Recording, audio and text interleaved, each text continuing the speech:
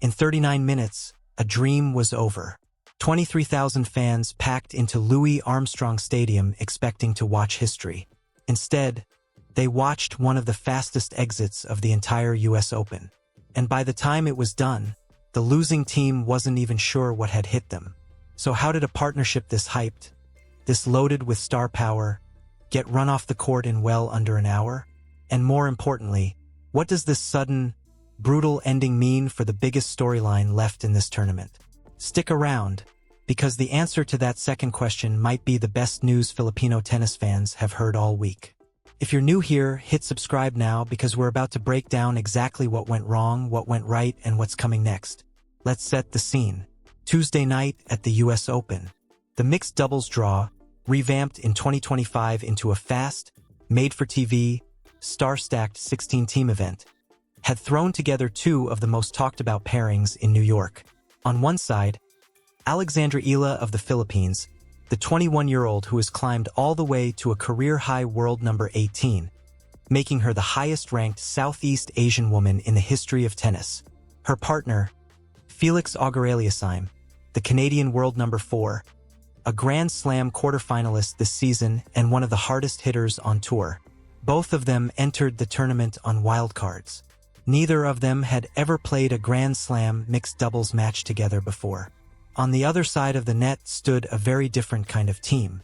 Elina Svitolina of Ukraine, a former world number 3 who has reached the semifinals of both Wimbledon and the US Open. Gael Monfils of France, the fan-favorite veteran known for his acrobatic, highlight reel athleticism. And here's the twist that made this matchup irresistible to every tennis fan in the building. Svitolina and Monfils aren't just doubles partners. They're husband and wife, married since 2021. This was their first Grand Slam together as a couple, and the connection between them was about to matter more than anyone expected. Now, here's what actually made this pairing between Eala and Auger-Aliassime so compelling before a ball was even struck. It wasn't just star power. It was history. Both players have deep roots at the Rafa Nadal Academy in Mallorca, Spain. Eala has trained there since she was a young teenager, developing under the watchful eye of Tony Nadal, Rafael Nadal's uncle and the coach who guided him to 14 French Open titles. Auger-Aliassime spent several years under that same guidance, working with Tony Nadal between 2021 and 2024.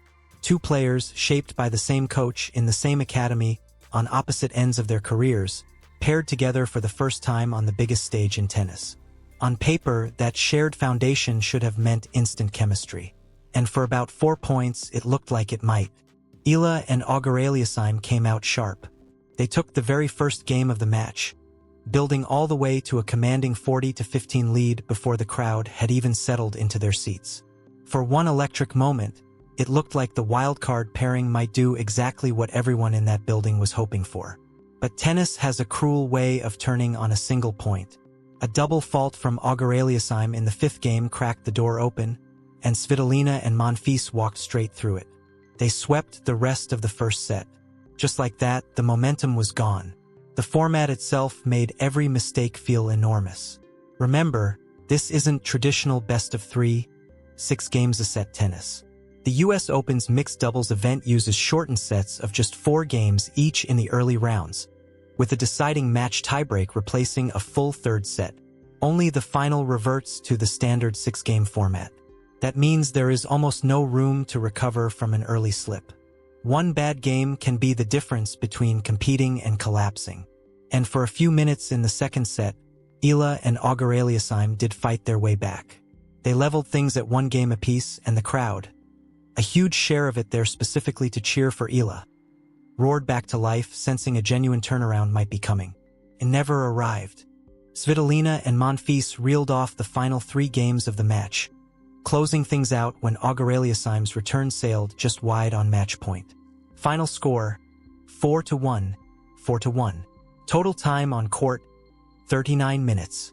When you break down the numbers, the story becomes even clearer.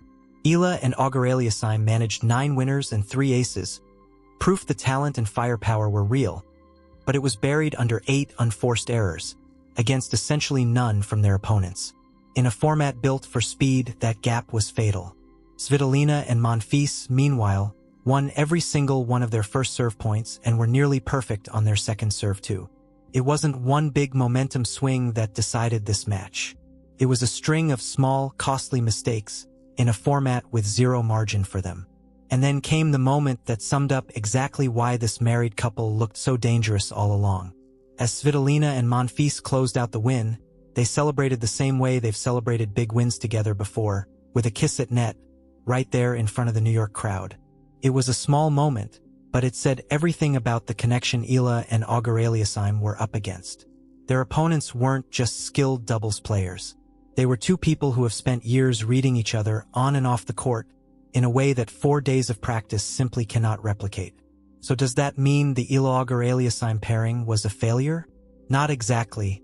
And this is where the story actually gets more interesting, not less. Remember, this was two players from completely different tours, different playing schedules, and different corners of the world, teaming up for the very first time, in a format designed to punish exactly the kind of early match rust that new partnerships almost always carry. They won a game. They forced a second set tiebreak level scare. They hung 9 winners and 3 aces on a team that has genuine doubles pedigree.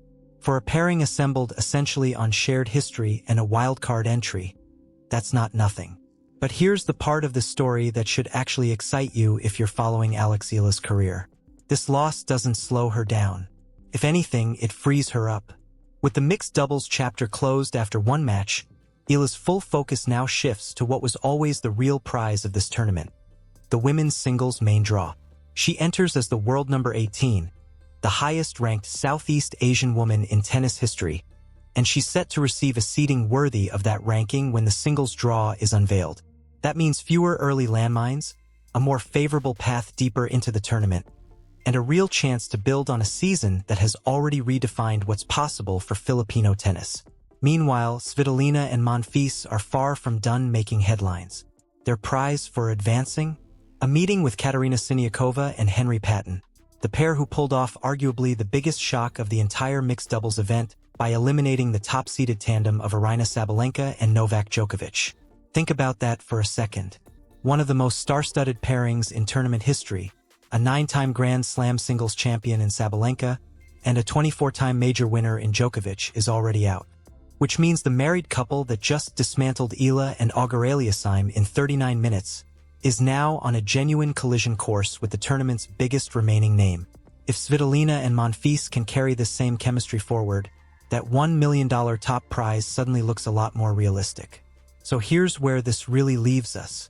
A wildcard pairing built on Rafa Nadal Academy roots and star power ran into a married couple with something no amount of shared coaching history can manufacture overnight: real, lived-in chemistry. Eala and Auger-Aliassime's mixed doubles adventure is over almost as fast as it began. But for Eala, this might genuinely be the best outcome available. Every ounce of focus, every bit of energy, now goes toward the tournament she came to New York to win in the first place. Her singles run on the same courts where she's already made history once this year. The real question now isn't whether Eala's US Open is over. It's whether this early exit in doubles is exactly the kind of clean, focused runway she needs to make a serious run in singles. We're about to find out, starting with Thursday's draw. If you want to be there for every twist of Eala's US Open singles campaign, hit that subscribe button right now, drop a like, and let us know in the comments. Do you think this early doubles exit helps or hurts her singles run? We'll be back with the full breakdown the moment that draw is released.